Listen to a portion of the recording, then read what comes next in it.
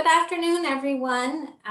Welcome. Librarian Danielle Bélanger here from the Cote-Saint-Luc Public Library, but I'm at home joining you virtually.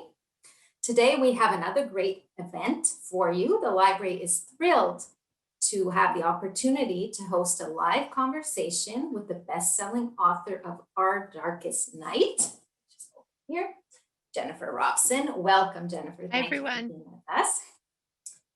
I would also like to thank Dave Knox at HarperCollins for making this event possible. Thank you, Dave. So to begin with, I will share a condensed bio. Jennifer Robson is the internationally best-selling author of The Gown, Somewhere in France, After the War is Over, Moonlight over Paris, and Good Night from London. She studied French literature and modern history as an undergraduate at King's University College at Western University, then attended St. Antony's, College at the University of Oxford, where she obtained her doctorate in British economic and social history. Very impressive. While at Oxford, she was a Commonwealth Scholar and SSHRC doctoral fellow. Jennifer lives in Toronto with her husband and children. Her sixth and latest book, Our Darkest Night, is set in World War II Italy and is available in stores now. I know some of you are already on the waiting list at the library for her book, so please be patient. But for those of you who are not, it is also available at chaptersindigo.ca online or in stores. And I saw that it's at a special price right now for the softcover at $15. So if you want a copy right away, please purchase it. Welcome, and thank you so much for joining us today, Jennifer. It's a beautiful, successful, poignant, beautifully written novel. Thank you. No, it was a work of love from start to finish. It shows. Thank you so much. To begin with, I like to ask authors a few questions about their bio and background before delving into the novel. As many other authors we've hosted over the course of the pandemic, you list editor as one of your previous jobs. How has working as an editor helped you toward your career as a full-time writer? Oh, that's a great question.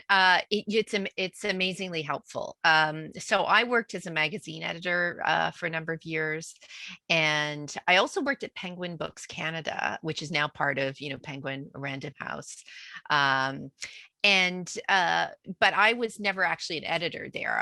In a few interviews or printed interviews, it said I was an editor there, and I can't claim to any such exalted position. I worked in the marketing department, and back when there were catalogs for books each season, the printed catalogs, which I think a few people, if you'd worked in a library or as a bookseller, you'd remember them. I worked on those, and so I was the person helping to write what we call the flap copy and also the catalog copy, just describing the books. And then after my son was born, I stayed home as a freelancer. It just didn't make any sense to go back to work. That when we did my husband's an engineer. He likes to do cost benefit analyses for things, and he was like, no, it's this, and I wanted that too. So I worked as a copy editor for a number of years. Even after I'd started writing fiction, there was a period where I still really needed that smallish income from copy editing. And the one thing it does is you're trained to have an eye for detail, which is great in terms of just going through manuscripts. But even when I'm doing research or just looking up details, I think you can train your eye, train your brain, I suppose, to look for details, to look for things that jump out. So it has been wonderful. And then when we get into the editorial stage, I hand in a rough draft and my editor goes through and does, the big structural, the big picture edits. But then when we get down to the fine editing stage, where she's making edits, to kind of, how should I put it, more detailed edits to the actual content of the book as opposed to how it's put together. And then we get into where it's actually copy edited. And I've one copy editor who works on all of my books, who's amazing. He picks up everything. But the human eye is fallible, and I'm always surprised and kind of secretly pleased with myself when I'm able to pick up just little bits and pieces that have escaped everyone else's attention, mine included. And just, I'm the writer who wants to see the book at every single stage of when it's been laid out, all the way to right before it goes to the printers. But then, what I then accept is that I'm ultimately the person who's responsible if any errors have remained in the book. I can't say, oh well, the copy editor didn't catch those. It's up to me. It's my fault. So if you find a spelling mistake or grammatical error in one of my books, it is my fault. It's my fault. I missed it. I'm sorry. No problem. We forgive you. Academia is central in your biography as a person who's tackled broad-ranging subjects such as French literature and British economic and social history. Can you please let the audience know how your various educational paths and experiences have helped guide you either in your research or otherwise? So when I was at Oxford, my work centered on social history, and if we're going to really kind of narrow it down, I was really interested in women's history in the period kind of encompassing the two world wars. So World War One, the interwar period, and World War Two.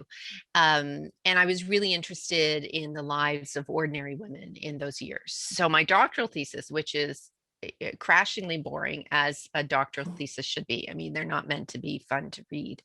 I looked at women's practices, not so practices in regards to clothing, not the I wasn't interested in the styles of clothes people wore. It wasn't about fashion history.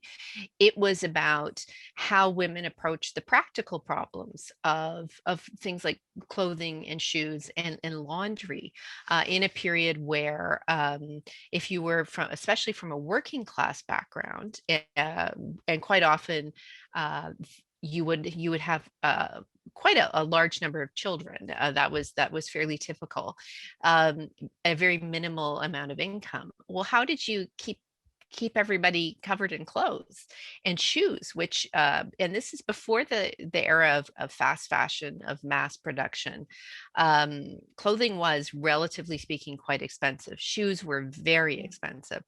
And so I was interested in how women managed. And what I discovered is that they managed by with strategies that we're familiar with because of the Second World War. We hear about how everyone, there's the a call to make do and mend, right? To not get new things, to mend what you had, to take care of what you had, or to take, if you had something that wasn't useful in its current form, you could, pick apart the pieces and remake it as a new garment.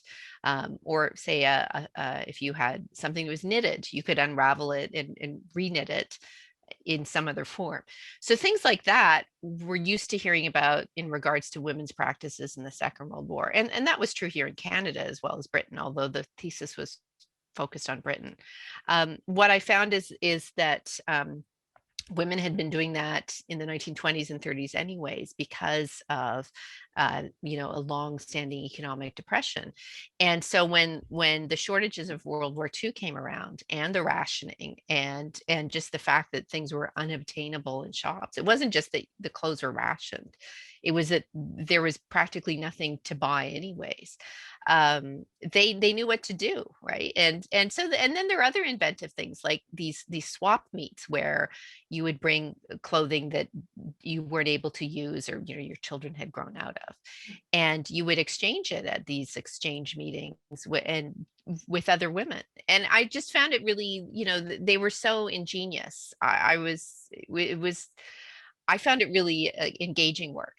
And so you know I didn't end up going into academia. There just weren't any jobs teaching British history. And I'm not convinced I would have loved it anyway. The fun part of teaching and researching and so on is only a small portion of what you do as an academic. There's so many other kind of disagreeable things that go along with it.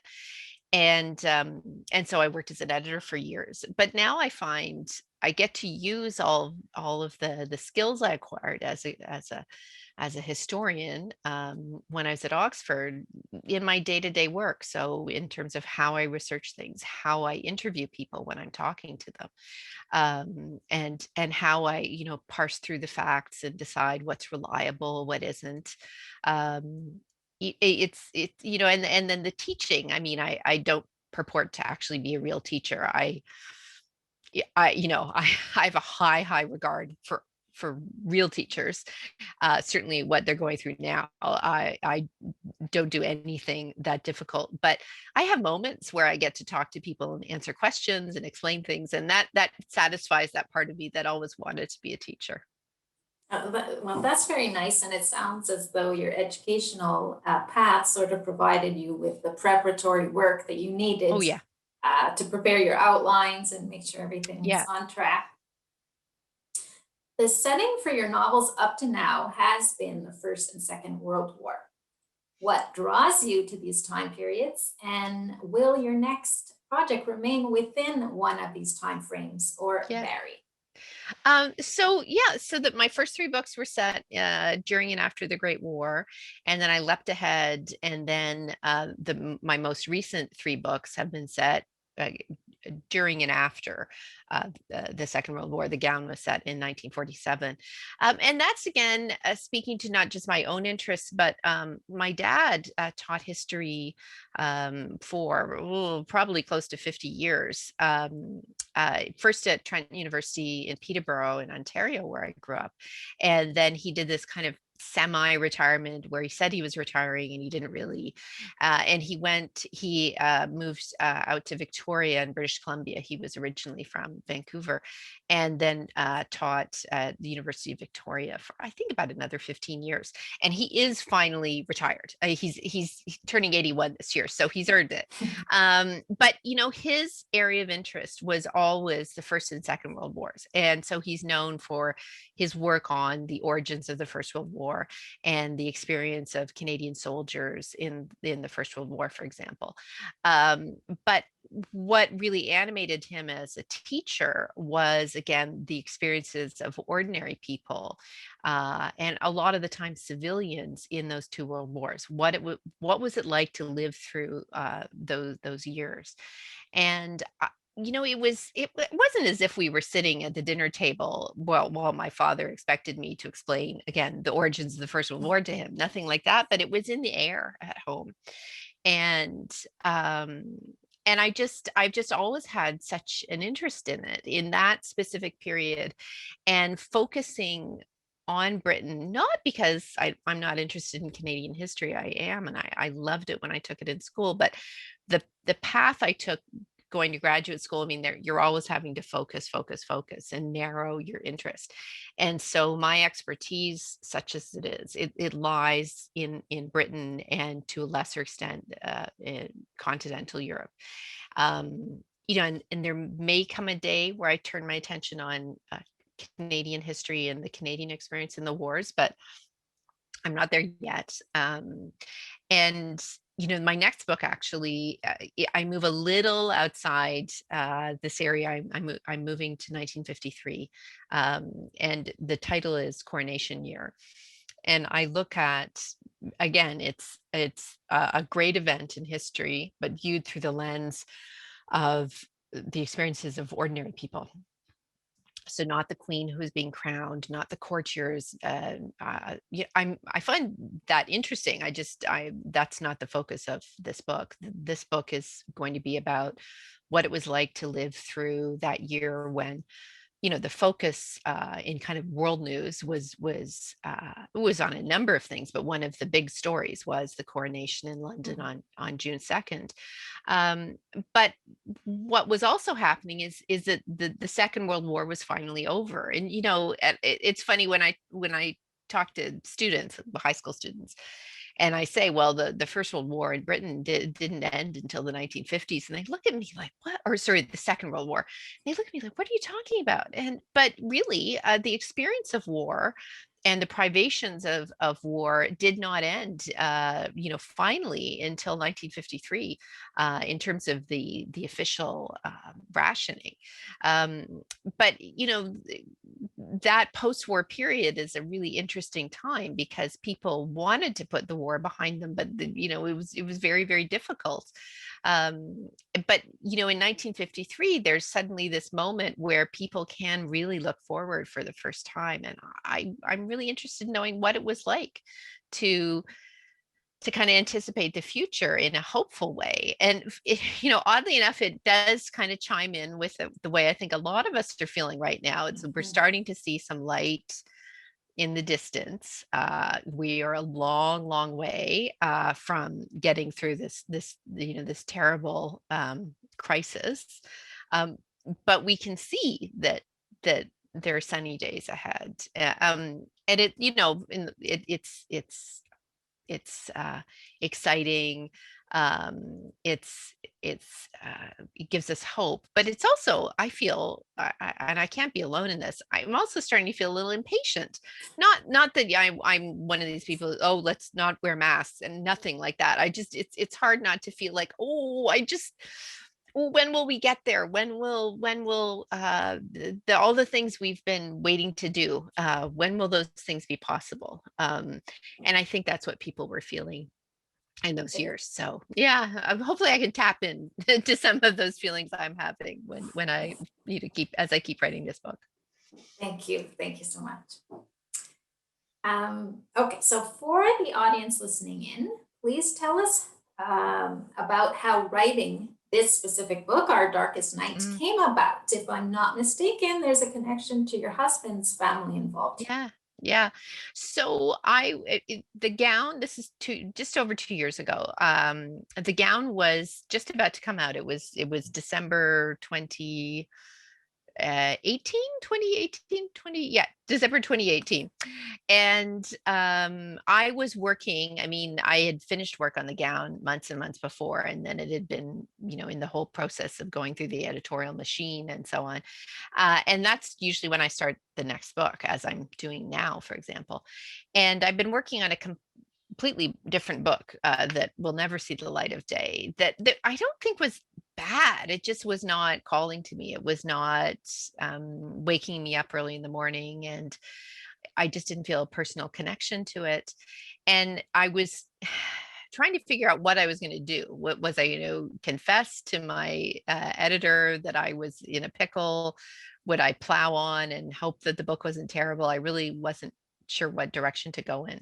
And that's when my son, who was then in grade 9, came to me and started asking questions about his grandparents, or sorry, his grandmother, but more specifically his great grandparents. And because a few years before, when we'd been in Italy visiting, so about 2.5 years before, we had found out somewhat unexpectedly, just in a casual conversation with one of my husband's aunts, that her parents, and so she was the sister, she is still with us, thank goodness, the sister of my late mother-in-law. We found out that her parents had sheltered Jewish Italians from the Nazis, from the fascists during the war. They had they offered them sanctuary inside their home, as had done a number of other people in their village. And we were surprised. It had never been a secret. I think if we'd ever asked a direct question, someone would have told us. It's just, it had never come up. And my husband at that point was 50. No one had ever said a word to him or his sister. His cousins who were the same age didn't know. It was as if everyone had just stopped talking about it, which doesn't surprise me. It's very, very typical for people who live through the Second World War to be quite reticent about to talking about it. It's a pretty miserable time to, it's again not the kind of thing you want to bring up over the dinner table. And so it had just gone unmentioned. So, but it wasn't a secret. Nobody was, hiding it from us. It's just we had never asked the right questions. And so I especially was blown away by this revelation. I mean, you always hope that your family was on the side of good in one of these conflicts. And here was a story that was telling us that they were. I mean, I never would have imagined that they were Nazi collaborators or anything like that. But I just would have assumed that they, like most people, had kept their heads down and done what they had to do to survive. But and so we came home from Italy, and I had every intention of chasing down the story and hitting the archives and asking more questions, interviewing some of the aunts and uncles who live here in Canada. And then I got caught up with work, and it was one of these, oh, I have to get around to that. And so when my son reminded me by asking if was this story true, I thought, well, first of all, I felt I did owe him an answer. Secondly, I thought, well, in the way that, procrastinators everywhere, oh, I really have to look up the answer to this story. And if it means I'm not working on this other book that's giving me a hard time, well, I'll just think about that later. And basically after one day of digging, I knew there was something, because it was right away when I started combing through the online archives of Yad Vashem, which is the Great Center for Holocaust Remembrance in Israel.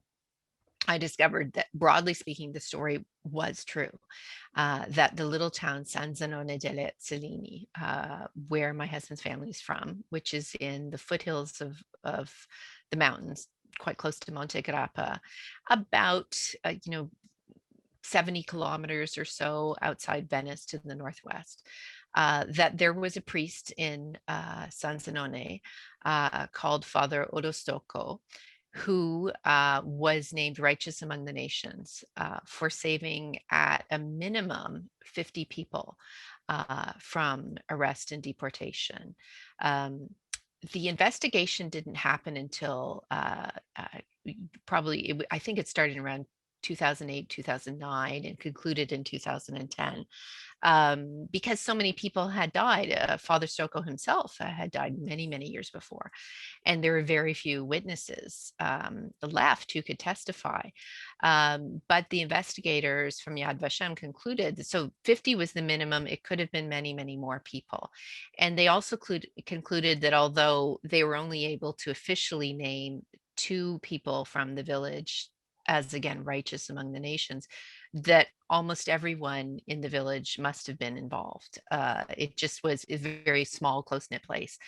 And so I was never able to get documentary evidence of my husband's grandparents' involvement. But then, it occurred to me again, this happened all pretty quickly. That wasn't really the point. Again, it would be very nice to be able to say, hand over my heart to my children. Yes, Nona's mom and dad helped people. They did the right thing. They helped to save people, and I do believe that they did. All the family testimony, it all adds up. It all lines up. I just don't have proof. I mean, I don't have any documentary piece of evidence to say that this happened. But as I say, it's not the point, because the real point is that in San Zenone, there were people, whether or not they were my family is not really the point. There were people who helped, and that a minimum of 50 people survived the horror. Well, I mean, they were caught up in the Holocaust, but they survived being, they were not murdered. And that today, on walking around on this planet are their descendants.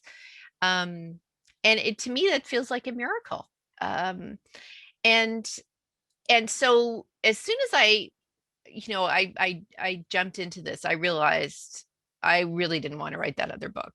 This was far more interesting to me, not just because of the personal connection, but because just the more I read about Italy in the Second World War, the more interesting it was. And and I was particularly interested by what happened to Italian Jews during the Shoah, because proportionately most did survive. There are about 38,000 Jews living in Italy before the war, and a little less than 7,000 were murdered, which is still a shocking and horrible, horrible figure. But if you set that against the proportion of people who are murdered in places like Hungary or Poland, it's obviously it's relatively speaking, it's a lower number. And so I wanted to know what happened in Italy. How did people manage to survive? And and then the next step was to realize that I did not want to write the story from the point of view of the Gentiles who did this, who helped to save people. Although it's an interesting and worthy story, what I really wanted to focus on were the people who are central to it, which were the people who themselves had to go into hiding. And so I almost from the beginning, I could close my eyes and see my heroine. I didn't know her name at the beginning, but I could just imagine who she was. And, she was someone who had grown up knowing herself to be Italian, knowing and taking great pride in her heritage as a Jewish woman, but also she was Italian. And then when if she I imagine she would have been in her early 20s. So as a teenager, then she would have had almost all of her rights as an Italian citizen stripped from her, as happened to every Jew in Italy. And so public life was they Italian Jews were barred from any kind of public life, from things like holding professions to going to school to even being able to go to the beach.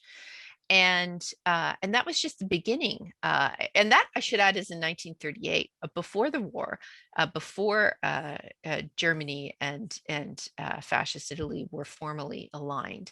And the anti-Semitic racial laws that came in at that point were harsher than anywhere else in Europe.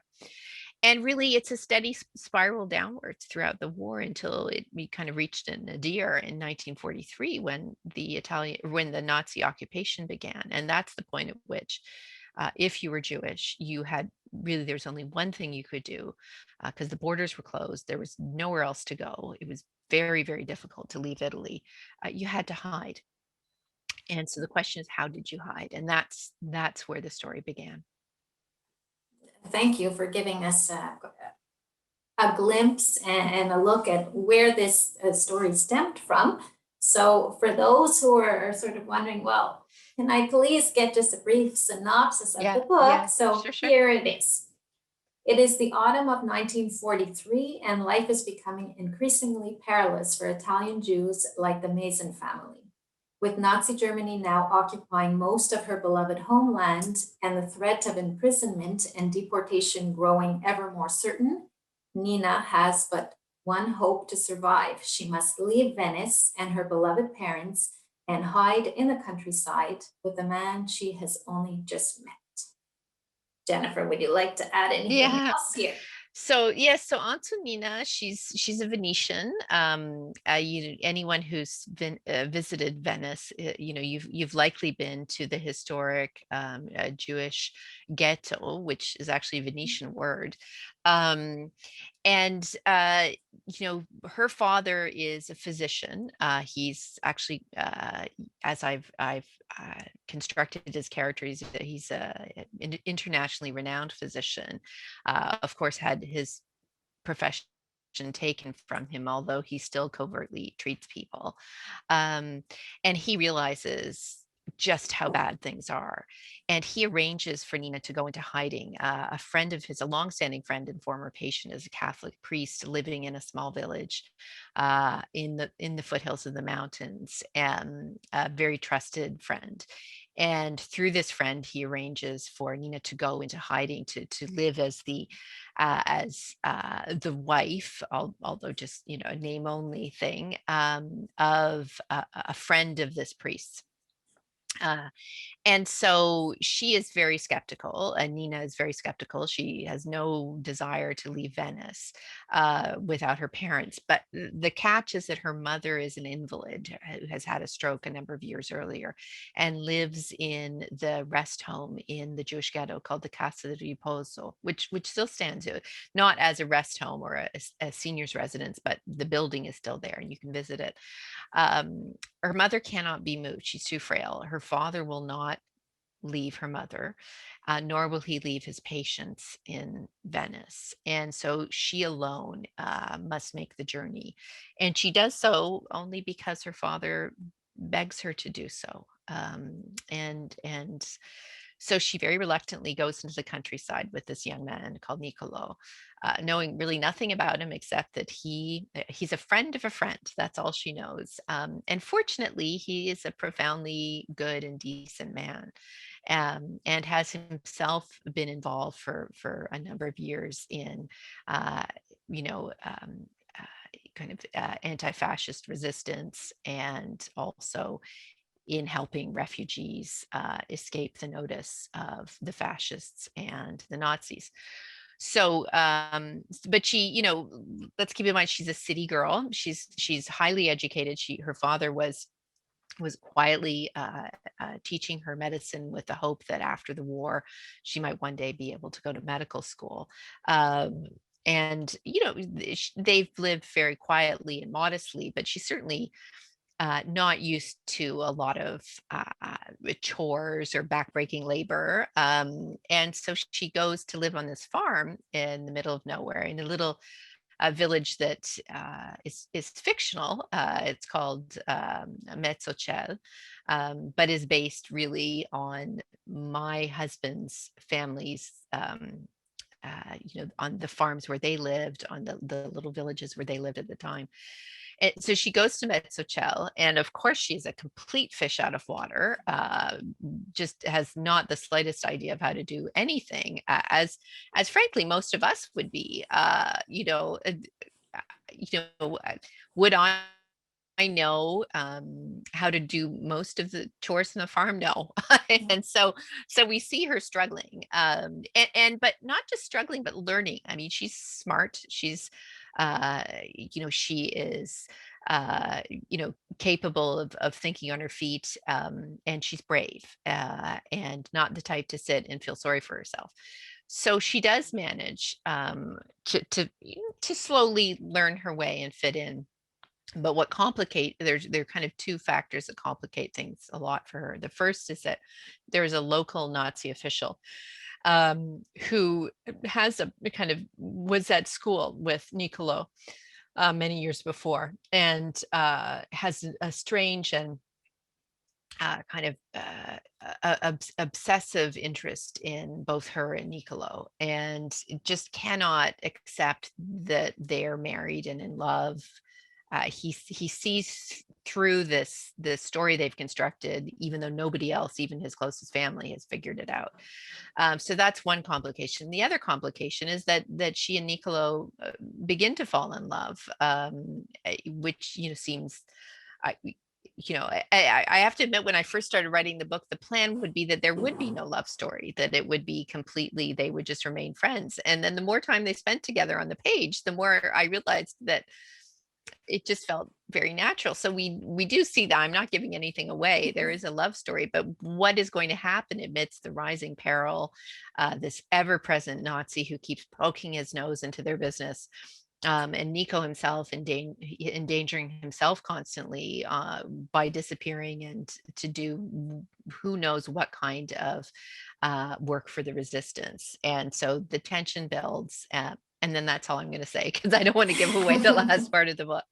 I will say, talking to some people, friends of mine who've wanted to read the book and who have said, and I get it because I understand, I'm not sure I have it in me to read a book right now that's set during the Holocaust. I'm worried that I'm going to be upset, and I'll cry and it'll freak me out. And I'm not going to tell you what happens. I'm not going to tell anyone what happens, except that I will not ruin your day with this book. That's all I can say. But I have no interest in writing a book that is so upsetting or disturbing to anyone that you can't sleep. The only reason I want you not sleeping is because you can't put the book down and you've decided to pull an all-nighter reading it, in which case I love when that happens. Yes, that's a good thing. So this is a good segue into my next question. So I've read over and over from different critics that this is a difficult story or a hard read, and that you do not gloss over the atrocities committed during Nazi occupation in 1943.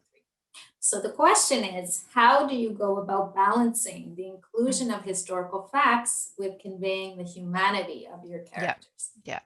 So that's an excellent question, because one issue I've had with, and I'm not going to like name and shame any other writer, and it's not that common, but occasionally you will see in books that centered on the Holocaust, what I think is, there's it's an obsession with the violence and the savagery to a point where it's almost fetishizing what happened. And what happens is that the essential humanity of the people who were victimized is lost in such narratives. The only way to write about the Holocaust, is to center the humanity of the people who were preyed upon, who are brutalized and who are murdered. I mean, their humanity, their lives, their as individual people who were each valuable, who mattered. That's the only way you can do justice to the story. And so in the case of this story, without again going into any detail of what happened, at every point I had to center my narrative on what is Nina feeling, what is she experiencing, what is she thinking, and rather than dwelling on, I mean, there's a way, and it's a very it's like a razor sharp kind of line that you have to walk, where I think it is possible, but it's something that takes a lot of care, where you can write about very difficult things, um, without shying away or glossing over them or making it seem like it wasn't that bad, while at the same time not brutalizing your readers, right? And it was a line that I really wanted. I took a lot of care, and I hope readers will agree that I managed to get right, because it's really easy to fall one way or the other. And I mean, there were some scenes that I wrote and rewrote again and again until my editor and I were happy with the balance. And it's, again, there's a lot that you can convey about someone's struggles and suffering without dwelling on descriptions of things that are gory, or that will I don't want to turn anybody's stomach. Mhm. But at the same time, I also have to be true to the very real horrors that occurred. And again, it was always by returning to Nina and to kind of relentlessly focusing the lens on her courage, on her ability to kind of rise above what is happening to her. And that was that portion of the book was tremendously difficult to write, and I have to leave it to readers to decide whether I got it right or not. And I will say too that one of the important parts of the process was in submitting the manuscript to multiple sensitivity readers. And I know, sometimes people who, especially if they're not involved, in the book business, they'll be like, oh, sensitivity readers, as if it's some kind of, PC, like, political correctness run amok, and I really disagree with that. I think when you have to kind of involve a sensitivity reader for the right reasons. It's not just to kind of abdicate your responsibilities as a writer to somebody else. It's you have to do it with the intention of listening to what they have to say and then incorporating their suggestions. And so I had 3 separate sensitivity readers, all of whom made very valuable suggestions. And I incorporated those suggestions, to begin with. And this is something that I'm happy to face head on. I am a Gentile. I'm not Jewish, and to write about this very, very, I would even use the word sacred subject. It would have been just completely wrong of me not to involve critics and readers who are Jewish in the process. I just had to be, whatever it took for me to know, or to be at least reasonably certain that I had not only got it right, but I was not going to I just didn't want to make a mistake that would inadvertently hurt someone. And I found it very, fortunately, none of the mistakes I made were big deal breakers. There was nothing that made me feel like I wanted to, that I was ashamed of myself. But there was there was a lot of smaller details, and I, that needed to be right. I mean, again, this is the kind of thing, if you get the little stuff wrong and people notice it, then they'll wonder, well, what about the big stuff? Like, did she get any of that right as well? So at every stage I was second guessing myself a lot, but I think that's actually, in a narrative like this, is a good thing, because I had to be certain I was doing what was right. I guess in a story as this one is, my biggest question to you would be, how do you choose which elements to fictionalize and which ones not to? So, so for the beginning, Nina and the central characters are all fictionalized. What I do is I take, and this is true of all of my books, I take, my central characters are always fictional, basically because then that gives me complete freedom to dig around in their heads, and to know what their interior life is. It's a little harder to do that with say, historic figure, because realistically I will never really know what their interior life was. But with my fictional characters, I know, because I am their creator. It's you can get a little, I feel as if they start following me around after a certain point. And then what I do is I set them against a backdrop that is as historically accurate as I can make it. Um, and so that's where, all the research I do early on, that creates the backdrop, the setting, and then I place my characters within it. And so their actions and the things that happen to them within the story conform, broadly speaking, to the historical record. So, I didn't, at no point am I going to say, well, 1943 doesn't really work for me as a year for the capitulation of the fascists. So I think I'm going to move that to 44. That it'll just, like that. No, Yeah. everything. So all the big events, the movements of the armies, politically speaking, the anti-Semitic legislation, all of those things happened. They unfold in the book as they happened in real life.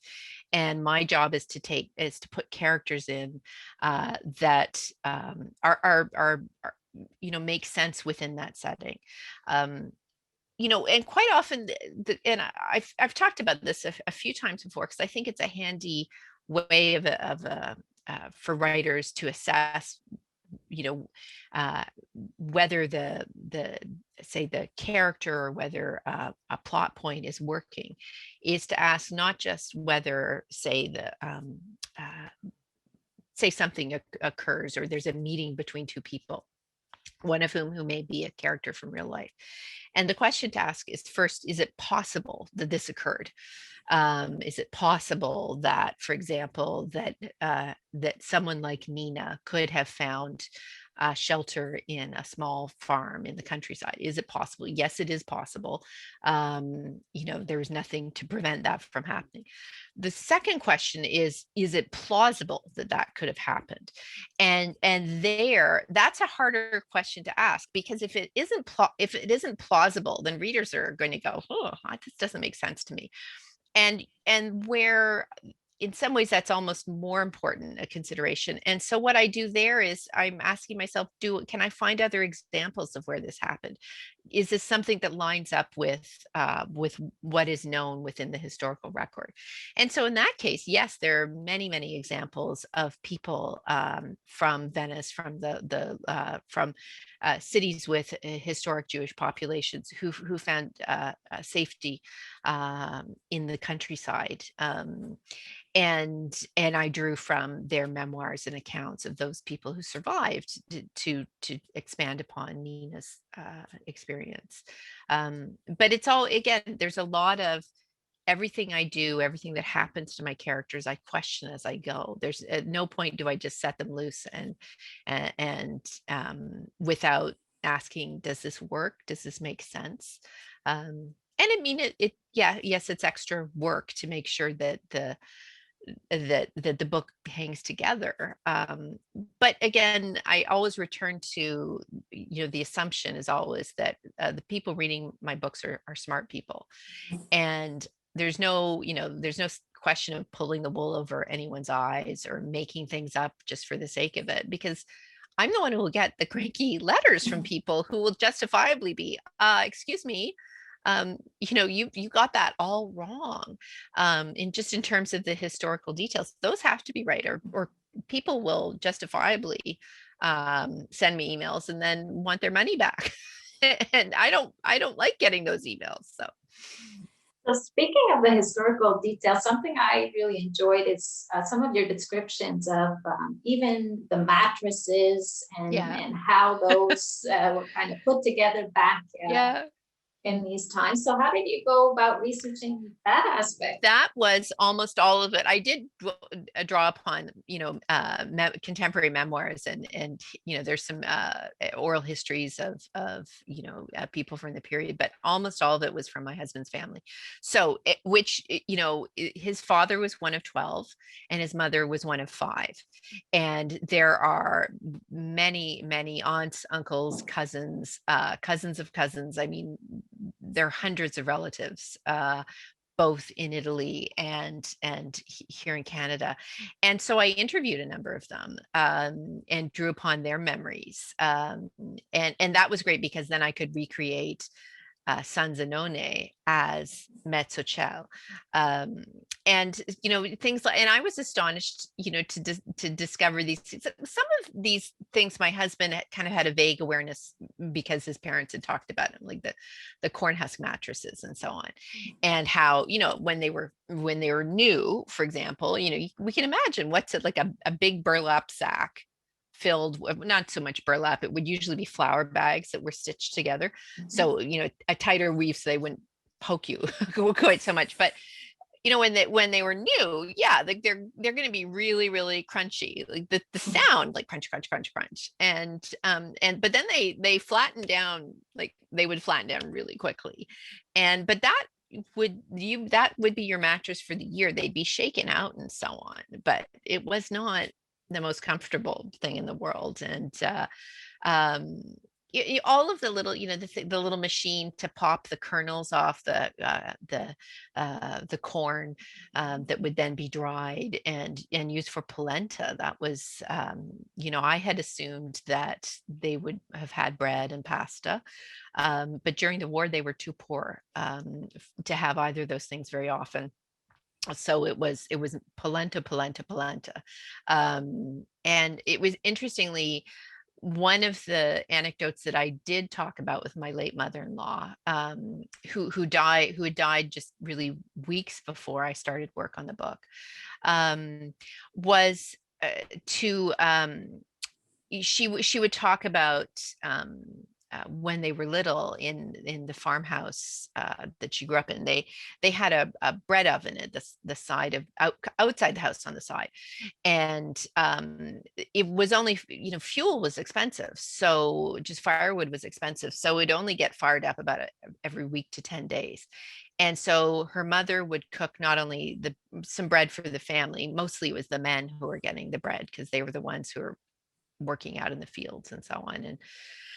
And but also people from the village would come and they would pay to use the oven when it was still hot. Um, and she would also make bread and sell it. And so my late mother-in-law had this memory of smelling bread being baked all the time. And we all know what that smells like and how delicious it smells, but of never getting to eat the bread.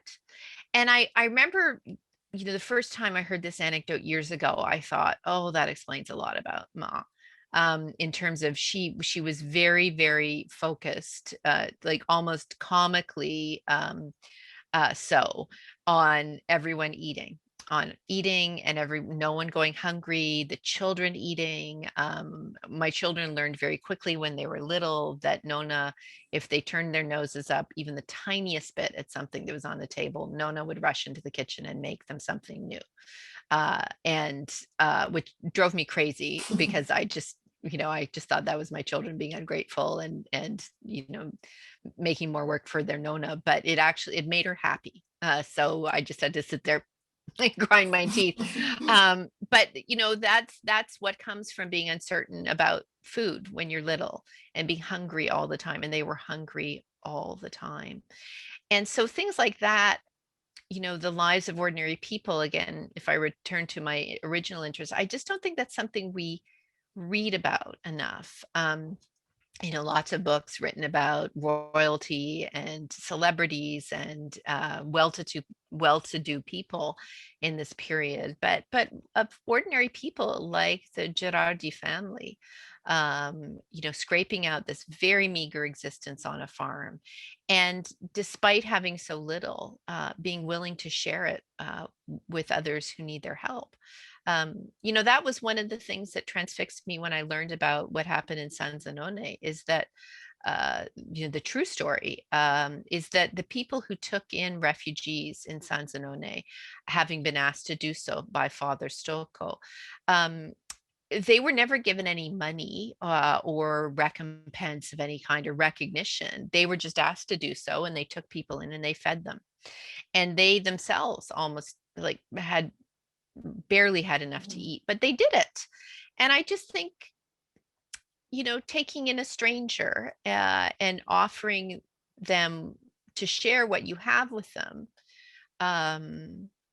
and with no expectation of being rewarded, is something that I think there's a nobility in that hasn't really been recognized enough. Thank you. If you found out that this book was going to be turned into motion picture, who would you cast as the leading characters? It's so funny because I get asked that for all of my books, and I have to admit I don't have great answers for really any of the books. I can close my eyes and tell you exactly what Niccolò and Nina look like. It's just in terms of like an actor who would portray them. I'm not great at making those connections. Other like readers I've seen dreamcasts for the book, which are quite fun. And I'm always happy to invite people to to share their thoughts in that sense. There was, and this is not in terms of dream casting, but in terms of the general feel of the story and the time and the place. There is a book, or there's a film by Terrence Malick, the renowned director, that came out about 3 years ago, called A Hidden Life. And it's actually about an Austrian man who refused to acknowledge the Nazi Party. He refused to have any allegiance with them. It was actually his Christian faith that prompted him to do so. And he was executed by the Nazis for refusing to give in. And it's a hard, a very heartrending movie to watch. But even if you just watch the trailer, the village life, the scenes of village life at the beginning are, I mean, they're Austrian and not Italian, but that you can see how simply people lived in those days. And it's kind of a revelation to remember, how little people had, like materially, how little people had. And of course, as I looked around my cluttered house with just objects and just excess of everything. It makes me think, uh, my life is very, very easy in so many ways, and I need to remember that more often. I think an important message in your book is the resilience of Antonina, of Nico. I think the times kind of called upon people to be resilient, to be perseverant, and to be, have somewhat of a solid moral compass, if you will. Do you want to speak a little bit about that? Was that an intentional decision? Oh yeah, because it's inspiring.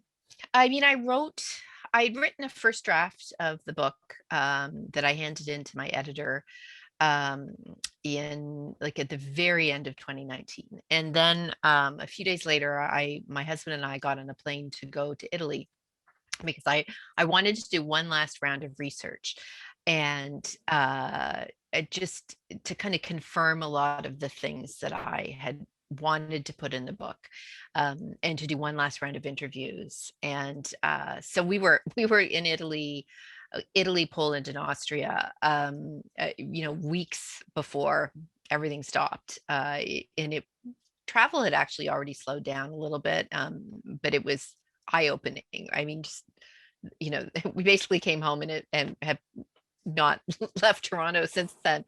And it I was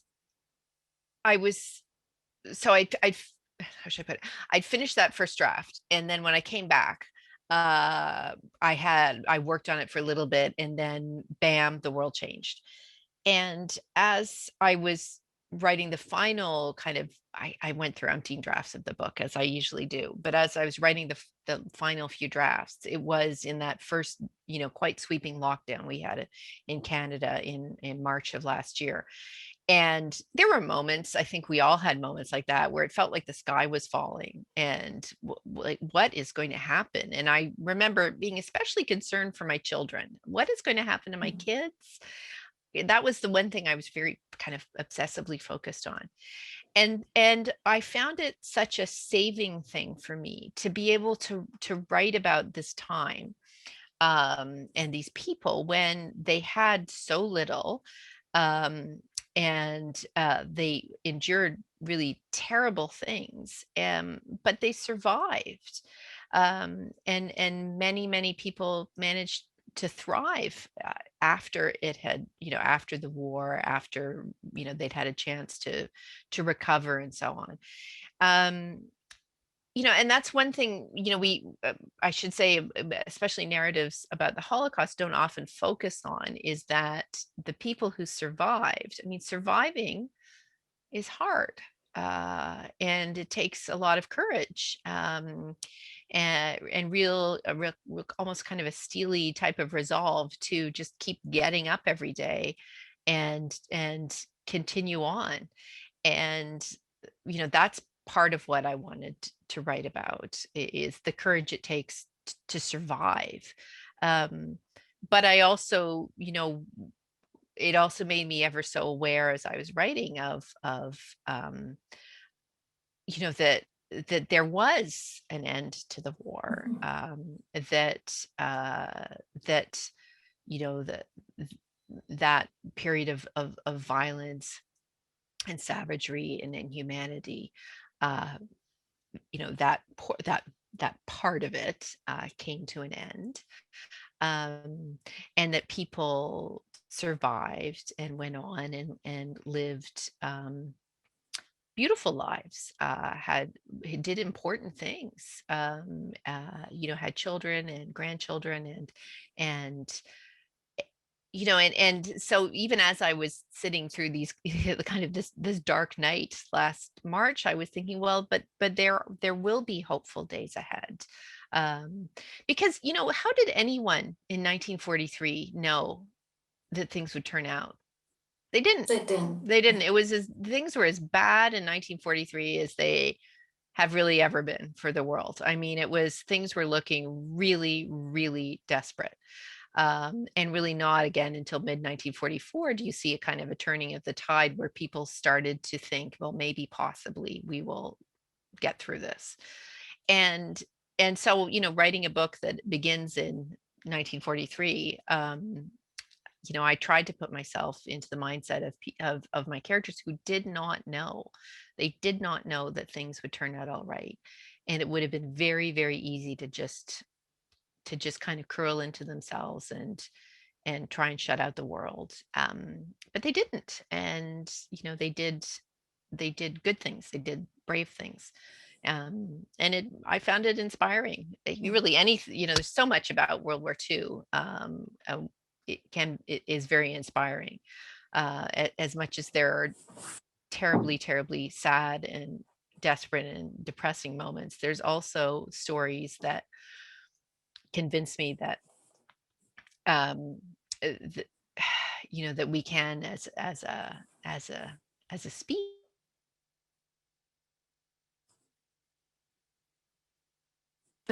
That's making me sound very kind of like I'm standing up on a stage, like the president of the United States or something. But it's a simple thing. It's something I try and remind my kids every day when they're having a crummy day. We will get through it, but we won't get through it by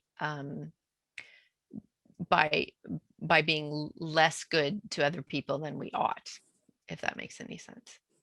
That makes perfect sense. So I would like to remind everyone we're speaking about Our Darkest Night. And I will check in just a moment. I see there's at least one question in the Q&A. Remind everyone that even though there are some very difficult subjects that are tackled in here, there is a love story, and there is hope, and there is resilience. So don't be scared. Yeah, I'll say that you'll be smiling at the end of the book. And also, I'm one of these people. So there's a family dog in the book. The dog will be fine. Like that's a deal breaker for me in some stories. But just so if you're concerned, the dog will be fine. I just it does tackle tough subjects, but again, there's some, I hope people agree, there's some beautiful moments in there. Yes. And I am very partial to Nicolo, the hero, he was a sweetheart, and in many ways is modeled on my husband, who is dare I say, a lovely, lovely person. Yes, indeed. So along the same topic of what we were just discussing, the question that came in a little earlier is, there are so many books written about the Holocaust. What makes this book different and important to read? So I think it's just there are, you're right, my gosh. There are relatively few books written about the Holocaust in Italy. There's a book called A Thread of Grace by Mary Doria Russell.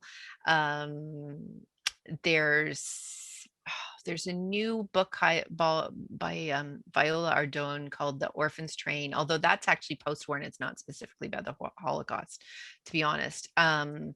It's just, I think it's one of these kind of subsets of history of the Holocaust that has been, again, relatively speaking, overlooked. There's just been many, many, many books written that are set in Poland, Hungary, France, Germany, but really, vanishingly few set in Italy. I mean, there's been a lot. I mean, there are books behind me on the shelf written about from a nonfiction point of view about the history of the Shoah in Italy. But in terms of in terms of the Holocaust. What I find is fiction set in World War II Italy tends to focus on the partisans and the kind of the resistance, whether it was in northern Italy or more focused, for example, say in Rome. And to that extent, there's just been less, less attention. But for me, it was personal. I don't think I would have written this book unless there was that personal connection. And I did so cautiously. I wasn't, I was very nervous about taking on a subject like the Holocaust again as a Gentile. I think it really, I had to be really examine my motives for doing so. And ultimately, it was that so little has been written about what happened in Italy, largely because it's complicated, I think, too. I mean, you have a pre-existing fascist government before the war that was allied for much of the war to Nazi Germany. And obviously, there are many people in Italy who had voted for Mussolini and the fascists over the years. So that complicates things.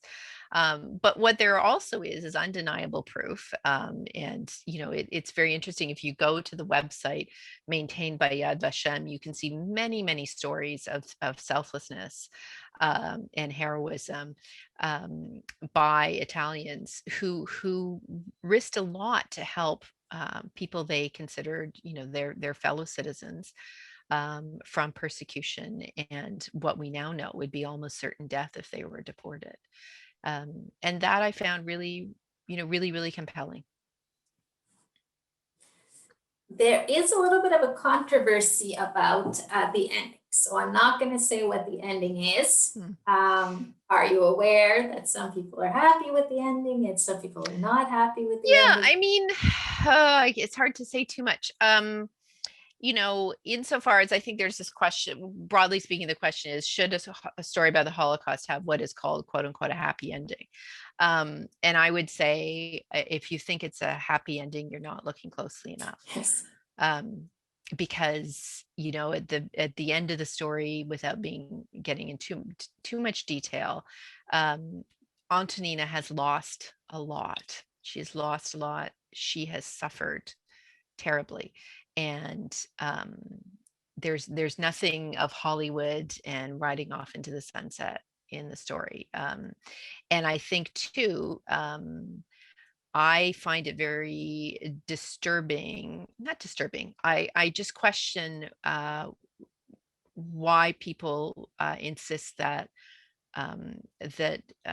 people who survive the Holocaust can't have a reasonably positive future. Like, why is that something that that can't happen? There are abundant examples among the survivors of people who went on and lived incredible lives. And I think to overlook that again and again, again, is to diminish the humanity of the people who survived. Well, once again, it's a beautiful story. I encourage you all to read it. If you haven't yet, it's Our Darkest Night by Jennifer Robson. So we do have it at the library, but it is on a waiting list, so you'll have to wait. If you're impatient and would like to buy a copy, it is available at Chapters Indigo on the website, chaptersindigo.ca, and it's at this special discounted price right now, $15, so don't wait. Let me just see if there are any other questions. I don't see. And I should say too, it's also available as an audiobook. The narration is quite lovely and in large print. I have a copy in large print because my eyesight is terrible. And when I want to read things, especially if I have to publicly read from something, I like the large print option. And it's yes, it is. That's also available through Chapters. Thank you. So Jennifer, my last question is this beautiful city that is fictional, Mezzochel. How did you come up with this? So I was talking with one of my husband's aunts, Zia Lucia, and I was saying, I don't want to set it in San Zenone because I just feel then people would be questioning me in terms of, but that street wasn't there and those people weren't there. And she said, oh, no, you can't set it in San Zenoni. You should make a place up. And so I had seen on the map, and you have to go down very, very small. There is a tiny little place just north of San Zenoni called Mezzocell. But if you go there, it's a crossroads and there's a few farm buildings. It was probably 100 years ago. There might have been a small village there, but it's since, most of the houses have gone. And that name Mezzocell means halfway to heaven. So that I thought, oh, well, how can I ignore that? In terms of the placement, I wanted a place that was closer up into the hills for just kind of practical reasons in terms of setting the scene and so on.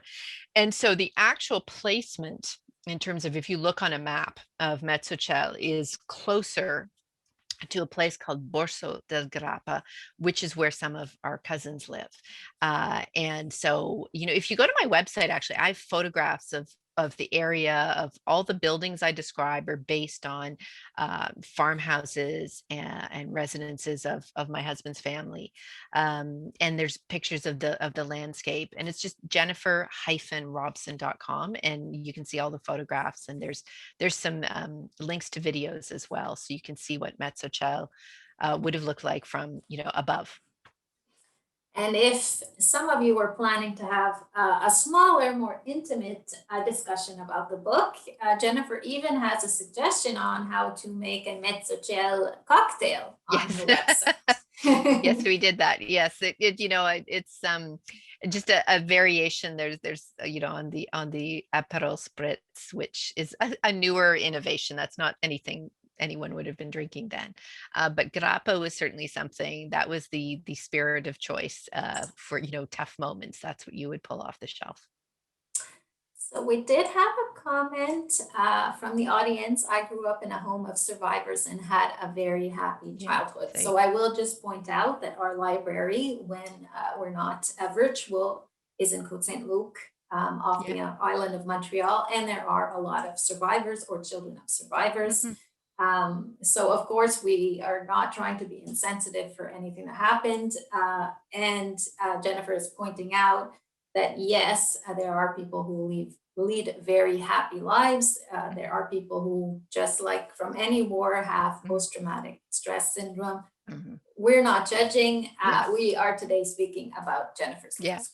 Well, and where I leave my characters, again, trying not to give too much away, is a place of possibility and hope. Yes. And again, there I've certainly had not actually many, a handful of emails from people who are like, I just don't find it believable that someone could, that my character Nina could have survived. And again, Nina's character and where she goes in the book and what happens to her is not modeled on, but it echoes the experiences of a number of Italian Holocaust survivors, in that it had to be plausible, right? I couldn't just throw her in situations and not know what was happening to other people. So that was important to me. But also as a confirmation, like people were brave. People were so resourceful. It's there are cases of people, like many people did survive. In no way does that take away from the attendant horrors. But I think it's also worth talking about and celebrating the lives of those who survived, because there's so few Holocaust survivors left in the world today. And